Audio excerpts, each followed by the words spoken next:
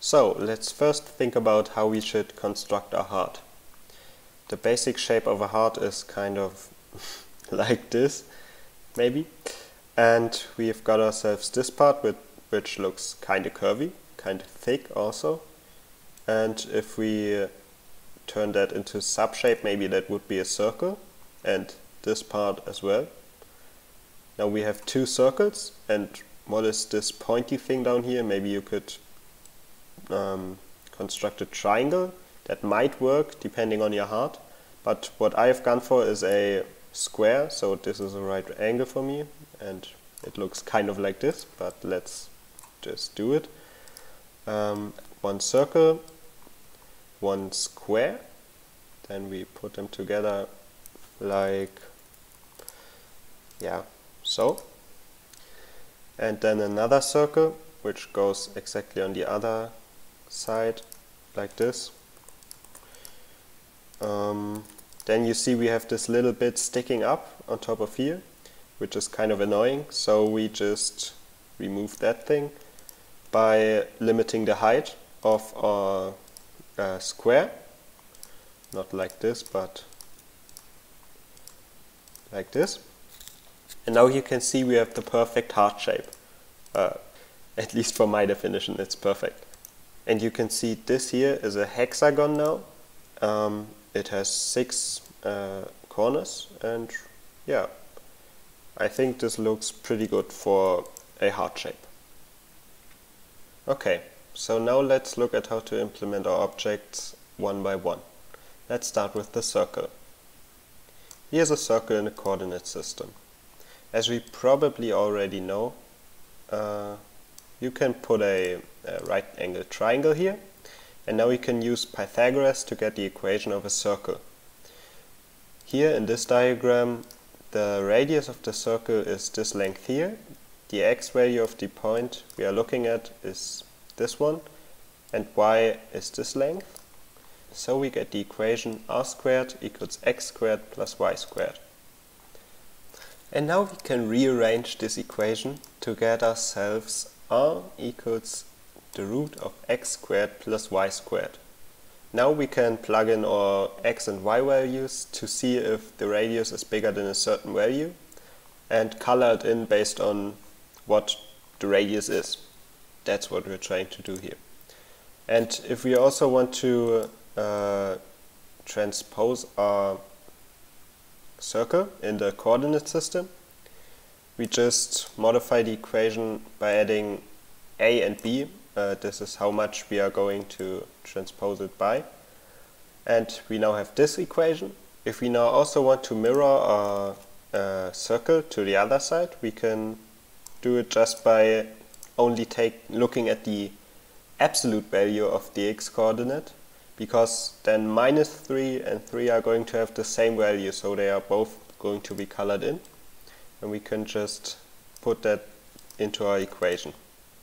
Now this is our final equation to get those two circles and have them be part of our heart. Now let's look at how we are going to construct our square, or tilted square. First, if we have this equation, this function in the coordinate system, which has the equation y equals -x plus 3, we also want to mirror it on the vertical axis, so that, for example, for -1 it has the same y value as 1, and this just mirrors the line. And to achieve that, we just take the absolute value of x, so our functional equation becomes y equals minus absolute value of x minus plus 3, and we get this picture. But that's not all, because we also want to mirror it on the x-axis to get a full tilted square, and for that we are going to also take the absolute value of the y-coordinate. And then we've got ourselves this tilted square, which is just what we wanted, and we can just rearrange the equation to make it look a little bit nicer. Absolute value of x plus absolute value of y equals d, where d is our distance from the origin to one of the corners. Okay, so let's prepare our canvas. First, let's select all cells by pressing Ctrl A and going to the columns and right-clicking and adjusting the column width to 2. Now you can see the cells are about square-ish. And I am going to go for a 50 by 50 canvas. If you want anything larger, you just have to adjust the numbers in the formula later, but you can do that if you want. To deselect now rows 1 to 50, you have to press Ctrl and left click and drag down like this and hide the other rows. Now select everything again, Ctrl A, and now deselect everything from AY to A and hide these ones. Those are actually 51 columns now, but we will need this one to put in our rotation value later. So let's make one cell out of this and make it a bit wider. And now we've prepared our basic canvas, but as you can see, numbers are still displayed and there's no color. So to fix that, just mark all the cells in this 50 by 50 grid, go to conditional formatting, color scales, and red-white color scale. Now you can see they are colored, and to remove the numbers themselves, go to number formats, more number formats, custom, and put in 3 semicolons. Now there shouldn't be any numbers displayed anymore. You can delete the canvas now, and we are ready to start our painting. Let's start creating our heart. First, I've imported the equations here that we derived earlier, just a little bit rearranged. Now let's start with the equation for the circle, but with no shifting going on. So we have R, we can choose this value, let's just say 10 for the moment. Square root of our x value is column, this is the column function. This gives us the column, and then squared plus y, which is the rows, squared, and that's the square root, and that should be our equation. You see only the first square gets lit up, the first cell. To propagate this to the whole canvas, we mark it and then press Ctrl R and Ctrl D to fill the whole canvas. Now you can see all cells are marked because they all have a different value, and it's decreasing as we go along. But we only want the circle until the radius of 10, so if the radius is 10, this value gets below 0. So we can clamp this by using the max function and choosing the max between this and 0, so it's always 0 or bigger. If we put this in and filling the whole canvas again, we can see that only this portion is filled, but now we see that these are not all the same color. So what we want to do about this is using a min function and clamping this between this value and 1. So all of our values are between 0 and 1, and only those here are actually between 0 and 1. The others will all be 1 because they are quite a bit bigger than 1. So if we do this and again filling our whole canvas with Ctrl R, Ctrl D, you can see we've created a part of our circle. Now that we want to move it, we have to do what's written here in the equation. We have to subtract the value by which we want to move it by, shift it by. So in our example this is 25 because it's half of the canvas.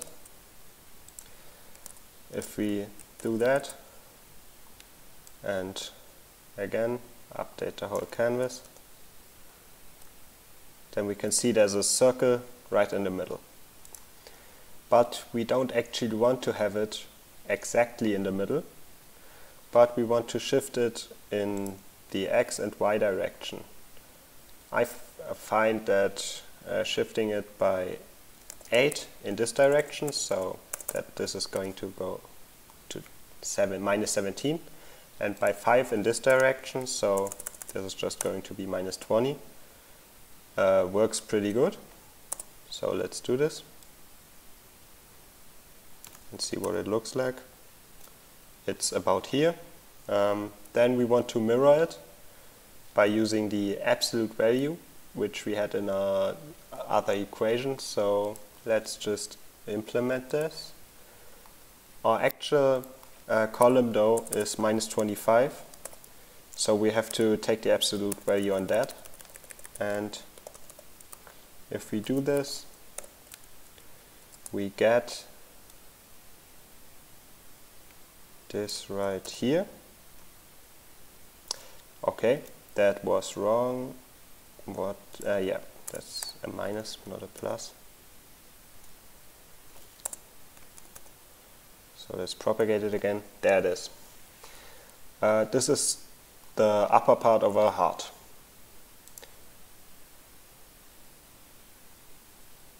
Now let's worry about the tilted square. At the moment, let's just add it to our heart.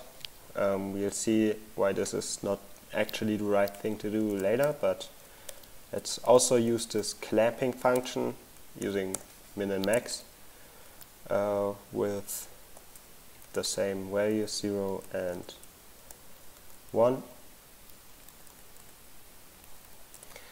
And now in here goes our tilted square function, which is this one.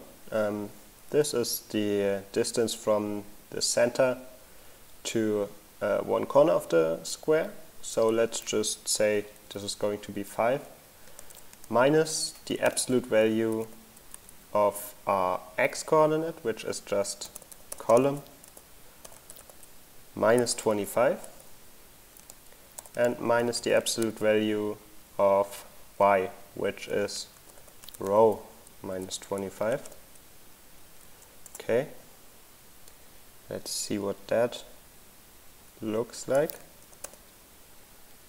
Okay, now we've got a square here. You can see because those values are higher, these ones are kind of mad and they don't behave like we want them to. So, but we're going to fix this later. First, let's adjust the square to its right size. This is going to be 15 is what I found out to work quite well. And we have to lower it a bit. Minus 27 should work alright, but not in the column, but in the row, because we want to shift it down. So now it looks like this, and you see this part fits snugly onto the circles and the square, but the problem we had previously is that this thing is still sticking out. So now we have to cut the square like around row 20 or so that this part is not visible anymore and we have our heart. So let's go back into the equation. A good way to do this is using the sine function, which outputs minus 1 if it's a negative number, 1 if it's a positive number, and 0 if it's 0. So if we get the sine of our row minus 20, this is going to be negative for values above 20, and it's going to be positive for values under 20. Under 20 in terms of the height in our actual sheet, but the numbers are bigger. So, but we want it to be 0 when it's above 20, like 1, 2, 3, 4, 5, so that this part can be cancelled out because it's multiplied by 0. So what we actually want to do is add 1 to this, because if this sign is -1, this is going to be 1. And now, because when it's a positive number, the sign, then this is going to be 2, we have to divide this 2 out to make it uniform. Now let's update our canvas. Perfect. Now you see the heart has nothing sticking out anymore, and everything works fine except for the colors. And for that we have to use one of the min or max functions again. We use max of these two things, the square and the circles, and max is just going to choose one of these values, and it just is the maximum of 1, because each of these can be 1 at the maximum, and they are both 0 here, so this will just stay 0, and this is at the moment 2, so this will go to 1 as well, because each one of them is 1. Okay, let's try this out. Oops, I made a mistake. Yeah, like this. 1 parenthesis, too much. Okay, let's update it. And now we can see the perfect heart. Now we just have to rotate our heart by an angle, and to do that we use the rotation matrix multiplied by the xy vector to get our rotated points. And if we rotate every point in our heart by the same amount, we're gonna essentially just rotate the whole heart by itself, which is actually the same thing. And to do that we have to use this formula on every point, but not exactly this, because our heart is shifted. So we need to subtract the shift first, which is 25 in our case, then rotate the point and then add this point onto it again to get this final form of our rotated points. This is our new x value and this is our new y value. So the last thing we want to do is rotate our heart. For that, let's just put a value in here, just like 1. This is the angle in radians, how far we're gonna rotate this heart. And now we are going to write out the new x value and y value. Let's just do it inside this cell because it's gonna get overwritten anyway. So this new x value, let's write it out. X is column minus a, which is 25, because we moved or shifted the heart by 25. This is 0, 0, 25 here and 25 down, so a and b are 25, times cosine times our angle. We don't have to do the equals. This is where we have our value, so let's put that in.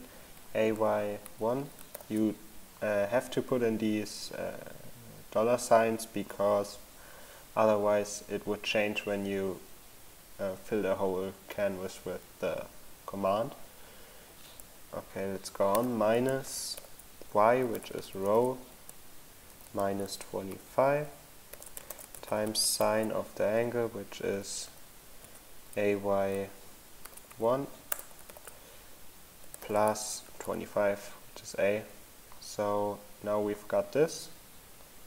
I did the same thing for the new y value as well, so let's get our command and put it in here, because you can substitute it more easily inside a notepad, and get the new column value as well as the new row value in here. Let's copy the new column value, which is the new x value, and substitute every big column with this. And there are only 2 of them, so that's it. Now let's substitute the row value. Oops. Copy it and put it only where the big rows are, because the other ones are part of the column. So like this. Then there's another one right here, back here, and also another one here. Now let's copy this. It's quite long now. Copy this and put it into our first cell. Mark everything. Ctrl R, Ctrl D. And now we've got a heart and we can rotate it. This is the angle in radians, as I said, so pi is going to be half a rotation. And 2 pi is the same as 0. So, oops. So this is going to be a full rotation. 2 pi is what yeah. So that's the same thing as just 0. Now next, let's get ourselves a slider. To do it, get in the Developer tab. If you can't open it, go to File, Options. There you have to go to Customize Ribbon. And then check the Developer box. If it's not checked, check it. Click OK, and then it should be there. Go to Insert and insert the scroll bar. And then drag and hold to insert it to here. Okay, now this is our scroll bar. Let's right click it and go to View Code. Then we can see the minimum value is 0 and the maximum is 32,000, but we don't want that. We are going to, you can't input comma values or values, decimal values, so we have to put in a little bit of a bigger value, like 628, which is 100 times 2 times pi, so this is a full rotation times 100. And then we are going to link the cell right next to the cell we where the angle is inside, so AZ1. Save this. 1. Hello. Yeah, now it's saved. And we can close this, go into here and say that this is AZ1 divided by 100, so that we get our actual angle. And if we now go out of design mode, oh, I forgot the equals. Yeah, if you now go out of design mode, we can actually use this scroll bar to rotate our heart. And it's actually quite smooth, although the scroll bar itself isn't that smooth. But you can see, you can rotate your heart how you want, and it's looking quite good, if I may say so myself. Yeah, that's it. I hope you enjoyed, and yeah, if you have any ideas for other things, then just write them down in the comments or share your commands, and I'll be glad to read your comments. Bye!